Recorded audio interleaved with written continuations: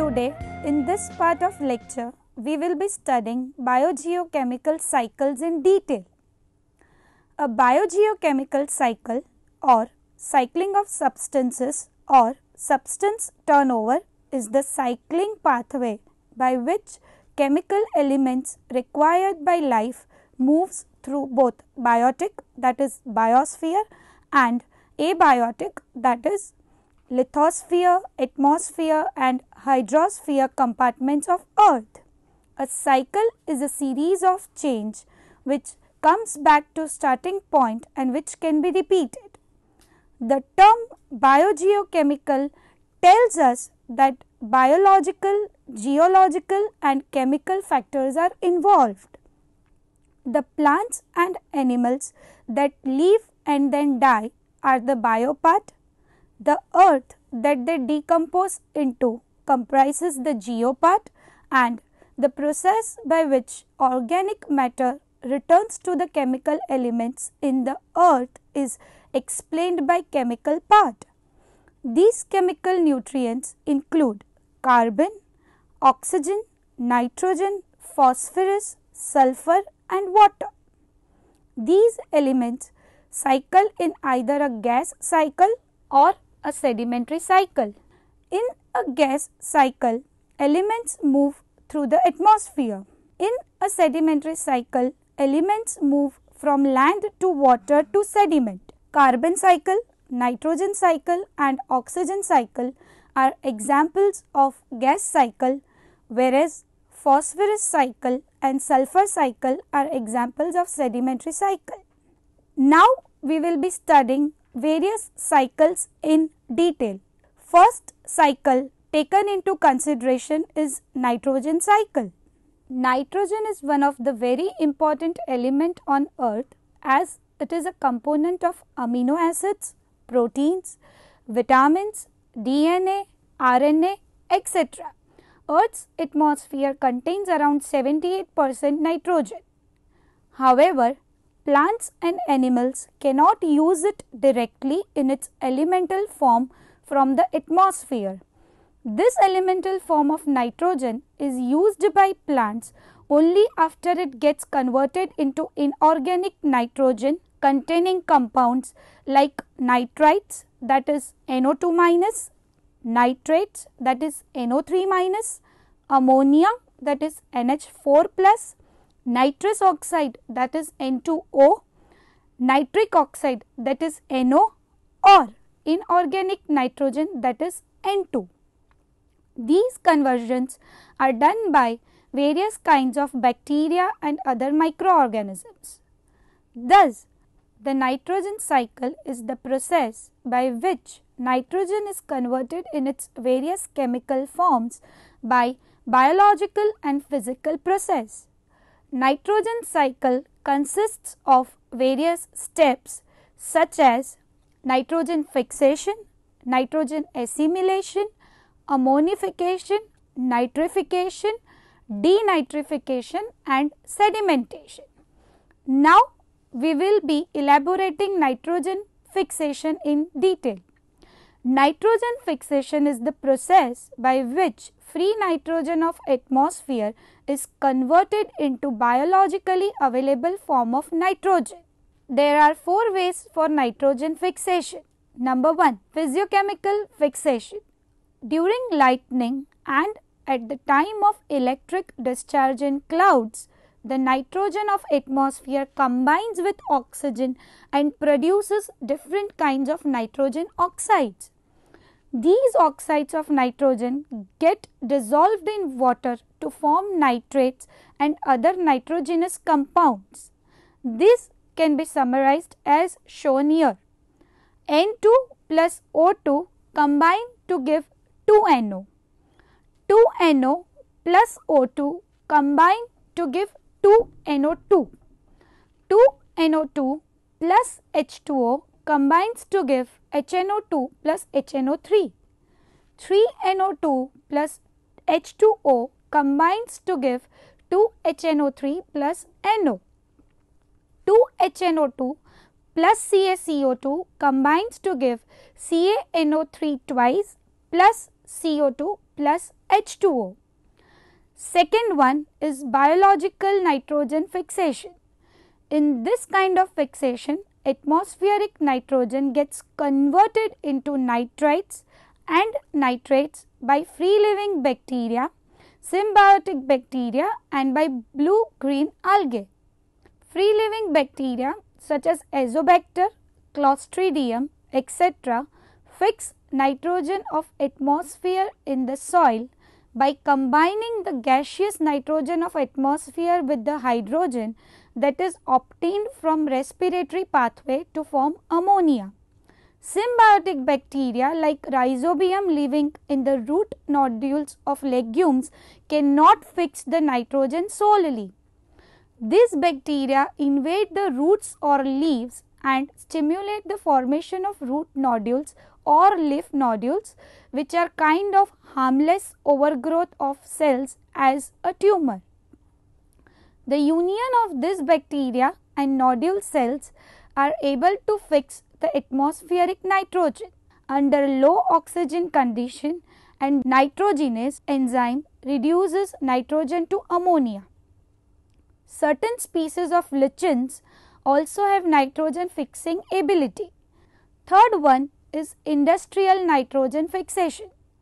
Under great pressure at a temperature of 600 degrees Celsius, an iron catalyst, hydrogen and atmospheric nitrogen combine to form ammonia. Fourth one is combustion of fossil fuels. Automobile engines and thermal power plants release various nitrogen oxides. Now, we will be looking into nitrogen assimilation. Inorganic nitrogen in form of nitrites, nitrates and ammonia is taken up by plants from soil. Plants utilize these inorganic nitrogenous compounds to produce organic nitrogenous compound like amino acids, proteins, enzymes, nucleic acid, chlorophyll, etc. Animal consumes plants and thus they get nitrogenous organic compound in their body. Now, we will be studying ammonification. The dead organic remains of plants and animals as well as excreta of animals are decomposed by number of microorganisms that convert the organic nitrogen into ammonium. In decomposition, protein, urea, uric acid, etc. of animals get converted into the ammonia in the presence of ammonifying bacteria such as Bacillus ramosas, Bacillus vulgaris and Bacillus mycoides. Nitrification. In this step, ammonia which was produced in previous step get converted into nitrite and nitrates. Nitromonas and Nitrococcus bacteria carry out conversion of ammonia to nitrites. The equation for this reaction is 2NH3 plus O2 combined in the presence of Nitromonas and Nitrococcus to give 2NO2 minus plus 2H plus 2H2O plus energy. Conversion of nitrites to nitrate is brought about by bacteria like Nitrobacter and Penicillium, that is a fungus. 2NO2 plus O2 in presence of Nitrobacter combine to form 2NO3 minus plus energy. Denitrification. In this step, denitrifying bacteria like Pseudomonas, Micrococcus denitrificans, Thiobacillus denitrificans, etc. converts ammonia, nitrites and nitrate into molecular nitrogen. The reaction can be summarized as nitrate is converted to nitrite, nitrite in turn is converted to nitrous oxide, nitrous oxide is converted to nitric oxide and finally nitric oxide is converted to nitrogen. Sedimentation. Nitrates present in soil sometimes gets locked up in the rocks. This is called the sedimentation of nitrogen. During weathering, nitrates is released by conversion into nitrogen. Thus, nitrogen is fixed by microbes. Fixed nitrogen is absorbed by plants via food chain. Organic nitrogen enters into consumers and all dead remains is acted upon by decomposer, and again nitrogen gets back to atmosphere in its molecular form. In this way, nitrogen cycle keeps on operating in cyclic manner. Now, we will be studying second cycle, that is phosphorus cycle. Phosphorus is a major constituent of life-sustaining biomolecules, biological membranes, energy-rich compounds, that is ATP, and nucleic acids. In addition, many animals also need large quantities of this element to make shells, bones, exoskeleton, and teeth. It also functions as a buffering agent in maintaining acid-base homeostasis in human body. The phosphorus cycle describes the movement of phosphorus through lithosphere, hydrosphere, and biosphere. It is a sedimentary cycle. Now, we will be studying sources of phosphorus. Due to rains and weathering, phosphates from rocks leach to soil. Much of the leached phosphate from soil runs off to ocean due to rain and soil erosion, and thus makes phosphorus pool in the ocean. Fate of phosphorus in soil and ocean. In soil, phosphates reacts with iron oxide, aluminium hydroxides, clay surface, organic particles, and become incorporated. The phosphorus pool of soil is in 4 different forms, which are: number 1, inorganic phosphorus available directly for plant; number 2, organic phosphorus which is not available to plant directly; number 3, adsorbed phosphorus which is phosphate bound chemically with soil particles, that is unavailable to plants readily; number 4, mineralized phosphorus which is unavailable to plants readily. Now, we will be discussing mineralization and immobilization. Mineralization is conversion of organic phosphorus to H2PO4 minus or HPO4 minus by microbial activity.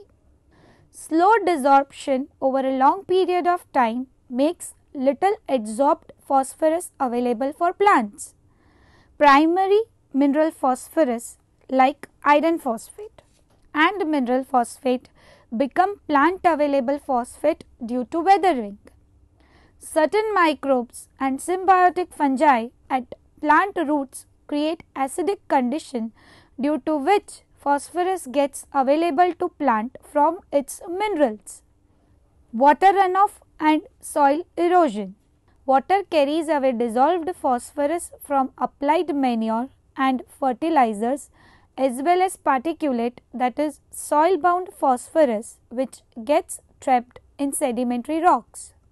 Soil erosion control decreases phosphorus losses by slowing water flow over soil surface and increasing infiltration. Now, we will be detailing phosphorus cycling between biotic and abiotic components. Plants absorb phosphorus from soil and via food chain it becomes integral part of different trophic level consumers. Both producers and consumers dies and decomposition of both submit phosphorus back to soil. Similarly, in the ocean, phosphorus from water is passed to phytoplanktons to zooplanktons and from zooplanktons to fishes via food chain. Excreta and death of marine organisms return phosphorus to water. Small amount of phosphorus is returned to lithosphere from ocean by marine birds excreta known as guano, which contains plenty of phosphorus. The deposited sediment of phosphorus remains out of circulation and makes cycle imperfect. Now, we will be elaborating the third cycle, that is sulfur cycle. Sulfur is an essential element of biological molecules in small quantities. It is a component of 3 amino acids which are cysteine, cysteine and methionine. Besides that, certain vitamins and enzymes also contain sulfur. The sulfur cycle is the collection of processes by which sulfur moves to and from minerals, that is, including the waterways and living system. Sources of sulfur. Sulfur is mainly found on earth as sulfates in soil, water and rock, or as free sulfur. Rainwater running over the rock causes leaching of sulfur from rock. This leached sulfur by rainwater gets soaked in soil, whereas some amount run off to lake, river and ocean. In ocean, it may get locked in sedimentary rocks. The largest physical reservoir of sulfur is the Earth's crust, where sulfur is found in gypsum, that is CaSO4, and pyrite, that is FeS2. Atmosphere contains sulfur dioxide, that is SO2, and methane sulfonic acid, that is CH3SO3-. Volcanic activity releases some hydrogen sulfide into the air. Now, we will be studying cycling of sulfur between sulfates and sulfides. After death of autotrophs and heterotrophs, their decomposition takes place, and in this process, biologically incorporated sulfur is mineralized by bacteria. Sulfur is directly reduced to hydrogen sulfide by desulfovibrio and Aerobacter. SO4 2- plus 2H plus combines to yield H2S plus 2O2. Thus, higher concentration of H2S starts to build up in anaerobic or deeper portion of aquatic ecosystem. A part of H2S is oxidized to soluble sulfates by sulfur bacteria like Theobacillus and Beggiatoa. 6 CO2 plus 12 H2S combines to give C6H12O6 plus 6H2O plus 12S. Some amount of sulfur remain in deep sea. From sea, it gets back to land via food chain, sea sprays and due to geological upheavals. The SO2 and SO3 are released into the atmosphere by burning of fossil fuel. When there is rain, these SO2 and SO3 gets dissolved in rainwater, forming sulfurous acid, that is H2SO3, and sulfuric acid, that is H2SO4 respectively. These fall on earth as acid rains. On reaching soil, sulfurous acid and sulfuric acid form sulfates with metals. Sulfates are in turn used by plants and animals, and thus sulfur cycle keeps operating. Moving ahead, we will now be studying oxygen cycle. Oxygen is a basic element of life and it is part of several essential biomolecules. It is one of the major gaseous component of atmosphere, and in form of O3, that is ozone, it provides protection of life. It constitutes about 21% of the atmosphere and is ubiquitous. The oxygen cycle involves movement of oxygen and its storage in different forms, as well as its oxidative reactions with various elements. This cycle is important because it helps to shield Earth from majority of harmful ultraviolet, that is UV radiation, turning it to harmless heat before it reaches Earth's surface. Sources of oxygen. Oxygen is stored in three main reservoirs, that is the atmosphere, the total content of biological matter within the biosphere, and lithosphere. Most of this oxygen is not on its own or free moving, but part of chemical compounds such as silicates or oxides and as water in the oceans. An additional source of atmospheric free oxygen comes from photolysis, whereby high energy UV radiation break down atmospheric water and nitrous oxide into component atoms. The free hydrogen and nitrogen atoms escape into space, leaving O2 in the atmosphere. Cycling of oxygen. Plants mark beginning of oxygen cycle as they are able to use the energy of sunlight to convert carbon dioxide and water into carbohydrates and oxygen in a process called photosynthesis. Animals form the other half of oxygen cycle as they take in oxygen through process of respiration and release carbon dioxide, that is CO2, into atmosphere. Fuels need oxygen for combustion, so they take oxygen and release CO2 into atmosphere as a byproduct along with other gases like N2, etc. Oxygen is also cycled between biosphere and lithosphere. Marine organisms in the biosphere create calcium carbonate shell material, that is CaCO3, which is rich in oxygen. When the organism dies, its shell is deposited on the shallow sea floor and buried over time to create the limestone sedimentary rock of lithosphere. Weathering processes initiated by organisms can also free oxygen from lithosphere. Plant and animals extract nutrient minerals from rocks and release oxygen in the process. The lithosphere mostly fixes oxygen in minerals such as silicates and oxides. When oxygen bearing mineral is exposed to elements, a chemical reaction occurs that wears it down and in the process produces free oxygen. Failures in the oxygen cycle within the hydrosphere can result in development of hypoxic zones. Now, we are incorporating into our study of biogeochemical cycles the water cycle, that is also known as hydrologic cycle.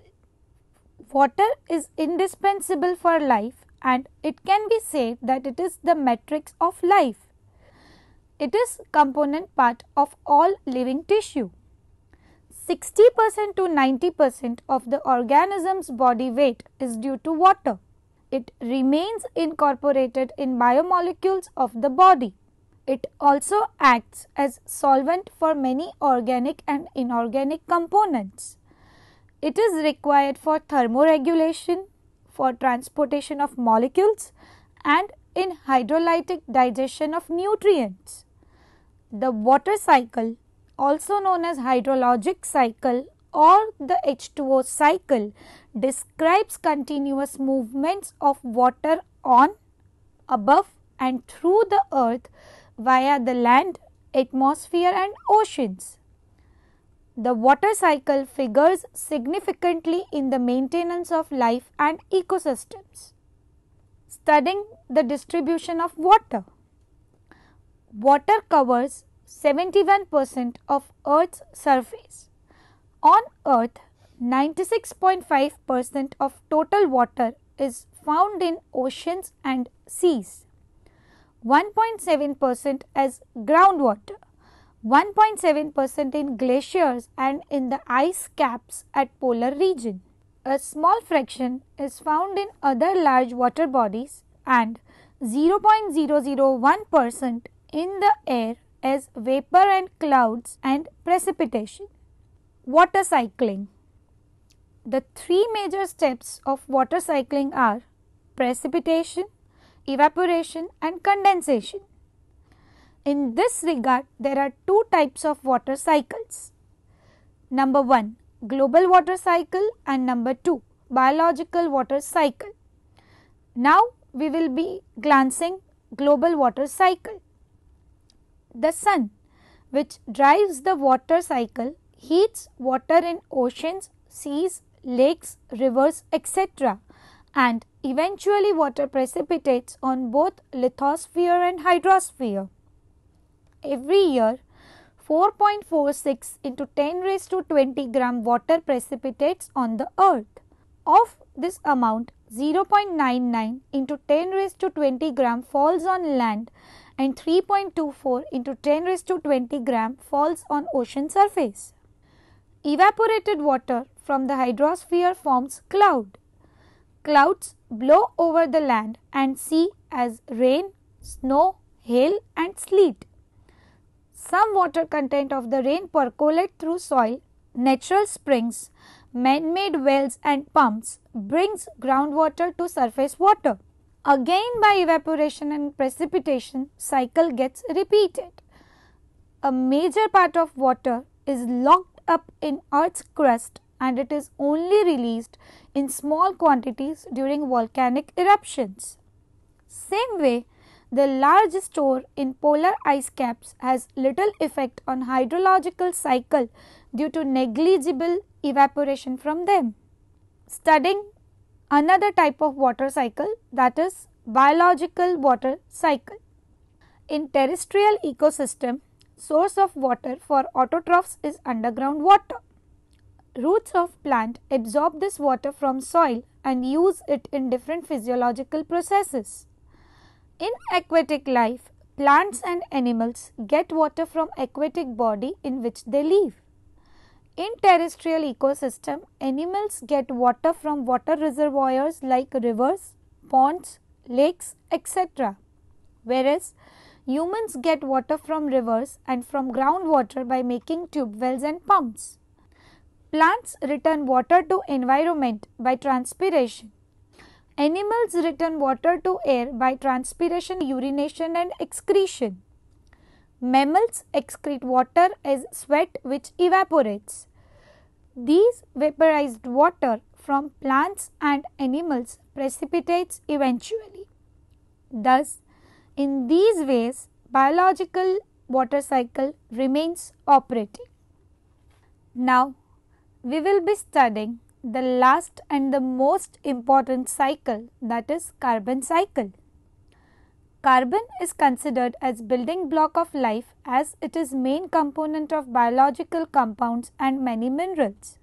Carbon is the best for joining of elements to form compounds necessary for life such as sugar, starch, fats and proteins. The carbon cycle is the biogeochemical cycle by which carbon is exchanged among the biosphere, pedosphere, geosphere, hydrosphere and atmosphere of Earth. Sources of carbon. The major source of carbon is the atmospheric carbon dioxide, that is CO2. CO2 dissolved in water bodies of the Earth and methane. Atmosphere contains 700 into 10 raised to 9 metric tons of carbon dioxide, while water contains 35,000 into 10 raised to 9 metric tons of carbon dioxide. On an average, there is about 6 tons of carbon as carbon dioxide over each acre of Earth. Movement of carbon in the ecosystem. Photosynthesis and respiration are the two main biological processes which count for biological cycling of carbon dioxide in the atmosphere. Photosynthesis. All green plants, algae and phytoplanktons are able to carry out photosynthesis. In this complex process, after a series of chemical reactions, simple sugar such as glucose is produced. Oxygen is produced as byproduct. The process of photosynthesis can be summarized as CO2 plus H2O plus radiant energy combines to give C6H12O6 plus O2. The simple sugar is then converted to other biomolecules such as starch, fat, protein, cellulose, etc. by different complex biochemical pathways. So, it can be said that all the matter of the plant ultimately is produced as a result of photosynthesis. Respiration. The process of eating and being eaten transfers carbon from plant to successive trophic levels in food chain.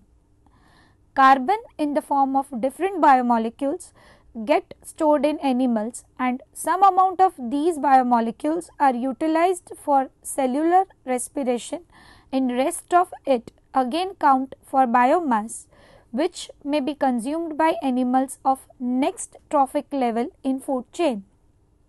The process can be summarized as follows. O2 plus carbohydrate combines to yield energy plus water plus CO2. In addition to this, decomposing microorganisms break down dead material which releases carbon that goes back to carbon cycle. Some amount of carbon returns to environment in form of methane. Cycling of carbon from fossil fuels. The direct emissions from burning fossil fuels transfers carbon from geosphere to atmosphere. Under certain conditions, dead tissue may undergo partial decomposition. This causes formation of coal from plants and formation of natural gases and petroleum from marine organisms. Coal, natural gas and petroleum, when burnt in automobiles, factories and powerhouses, produce CO2 that is added to atmosphere. Carbon tied up in fossilized organisms remains out of circulation for thousands of years. Fate of carbon dioxide in oceans and seas. Oceans contain the largest quantity of actively cycled carbon in the world. Carbon dioxide and other atmospheric gases dissolve in surface water. Dissolved gases are in equilibrium with the gases in the atmosphere. Carbon dioxide in atmosphere reacts with water to form weak acid, that is carbonic acid. H2O plus CO2 combine to give H2CO3, that is carbonic acid. H2CO3, that is carbonic acid, is then dissociated into H plus, that is hydrogen ion, plus HCO3 minus, that is bicarbonate ion. HCO3 minus, that is bicarbonate ion, further dissociates into hydrogen ion, that is H plus CO3 minus, that is carbonate ion. The carbonic acid causes weathering of rocks. As rocks get eroded, the clay ions like calcium, magnesium and carbon in form of HCO3 minus gets liberated from rocks. Sea animals that have calcium carbonate shell like clay, clam, cowrie, etc. possess ability to create shell from these dissolved ions in sea water. The reaction can be summarized as 2HCO3 plus calcium ions react to give CaCO3, that is calcium carbonate, plus H2O plus CO2.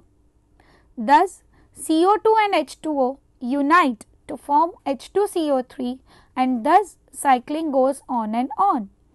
When organisms die, their shells get accumulated as the limestone. Some of this carbon is returned to atmosphere via metamorphosis of this limestone due to heat and pressure in the deep region of the sea. Thus, Carbon dioxide is liberated from the limestone by this reaction. Calcium carbonate, that is CaCO3, reacts with silicon dioxide, that is SiO2, to give calcium silicate, that is CaSiO3 plus CO2, that is carbon dioxide. CO2 formed in this way again contribute to formation of carbonic acid. Thus, CO2 passes through many phases and remain in cyclic utilization in Cs. The recycling of carbon is essentially a self-regulating mechanism. Now, we will conclude the entire biogeochemical cycles and all the various cycles that we have studied. Water, nitrogen, carbon, phosphorus, sulfur and oxygen are the building blocks of life, and they continually cycle through Earth's system, the atmosphere, hydrosphere, biosphere and lithosphere on time scales that range from a few days to millions of years. Biogeochemical cycles are components of broader cycle that govern the functioning of planet Earth. These cycles are innately complex in nature and are pathways for transport and transformation of matter. They facilitate transfer of matter from one form to another and from one location to another on planet Earth.